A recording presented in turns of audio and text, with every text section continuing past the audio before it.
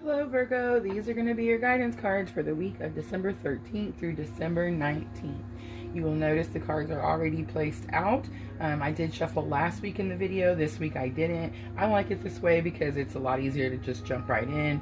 But I have had requests to shuffle during the video. So we're kind of taking a vote. Just a reminder in the comments. Let me know. Shuffle, don't shuffle. How do you like it? We'll kind of tally them up and kind of set a schedule, a routine after that. But let's jump in and get started, Virgo, because it looks like this is a pretty big week going on here. So your energy of the week, you got the Four of Pentacles, and the Four of Pentacles you can see is holding really tightly onto these pentacles, right? And sometimes the Four of Pentacles could be about greed. It could mean that you are feeling greedy, or you're wanting more of something that maybe is not yours or not meant to be for you at the moment. So with the Four of Pentacles too, I do want to say, every time I see this card, I very much get that I'm holding on to something really tightly. And I'm not wanting to let it go. So it could be, this could also be about security, some sort of it could be about financial security, but some sort of security for yourself. And I feel like something that you're holding on to is giving you that security, and that's why you're kind of refusing to let it go, whatever it is. But that is the energy that you have throughout your week. And then Virgo, a challenge or obstacle that you might face, you got the Three of Pentacles. And the Three of Pentacles is one of my favorite cards because it's about people coming together to work for a common purpose, for a common goal. They're wanting to achieve the same thing. It's about teamwork. It's about needing each person for their position, like what role they play. So I feel like, Virgo, you are having difficulties this week with people not wanting to play their part or do their role. They're not wanting to put their part of the teamwork in, and you're not able to work together or come to some sort of main conclusion. You're not able to come to some common goal. And then your lesson that you've already learned, you got the Queen of Wands. And so the Queen of Wands, to me, is always, she's real confident, right? She knows exactly what she's doing when she's doing it and why she's doing it. And the Queen of Wands, it is about being self-assured. There's something that you know that assures you that you are right about the situation and that you can overcome whatever this situation is. So there's something that you already know and you're confident about it. It's not like, oh, I'm not sure, maybe. You are super confident and you know that that's what it's going to take to get through this challenge or obstacle. And then the outcome of this at the end of the week here is strength. And it is about inner strength, but I do feel like this is going to be more, because of this being your challenge and obstacles, I do feel like this is going to be more about outer strength. You're going to be able to show people how strong you are, and if that means you have to do something on your own, you're going to. And then your bottom of the deck energy for my Dreams of Gaia. I do the bottom of the deck energy so we can see what the energy of the deck is, so we can see what to do with your guidance card.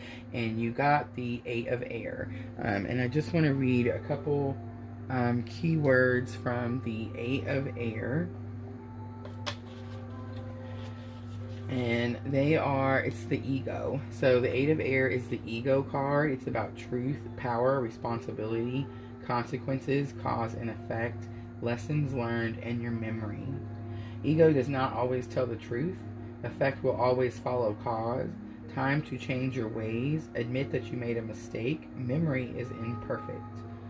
And it does say in here that the Eight of Air is a very challenging card because it symbolizes the need to look at your beliefs and behavior and question them. Are you hiding from an uncomfortable reality? Is it time to take responsibility for your thoughts, actions, and consequences they give rise to, and to see them for what they really are? It is a time to be humble and accept that you might have projected your feelings about yourself onto another.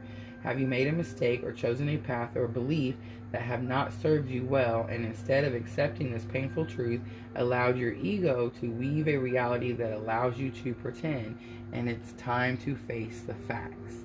And now this is what you are having to face. And you got the Six of Air. And the Six of Air is having to find solutions, having to compromise, having to be open-minded, and having epiphanies. So I do feel, Virgo, like there is some major belief that you have held on to very tightly, that you're going to see some aspect of it maybe be different than you believed. And I feel like that's happening to several of us. 2020 has really changed the way all of us, the whole world, right? Everything is, we see things differently.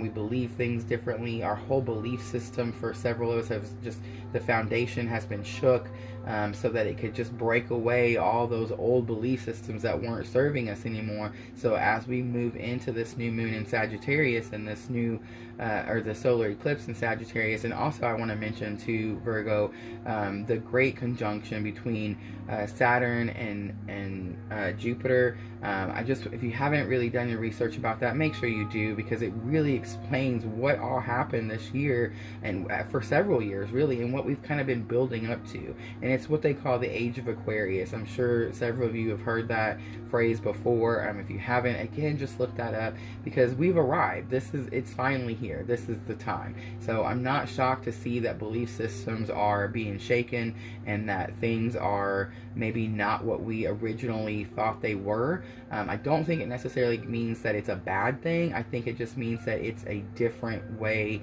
of seeing something that you were so dead set or holding on to a certain way. And then your Moonology Oracle, let's see, Virgo, you have the waxing crescent moon, and it says, have faith in your dreams.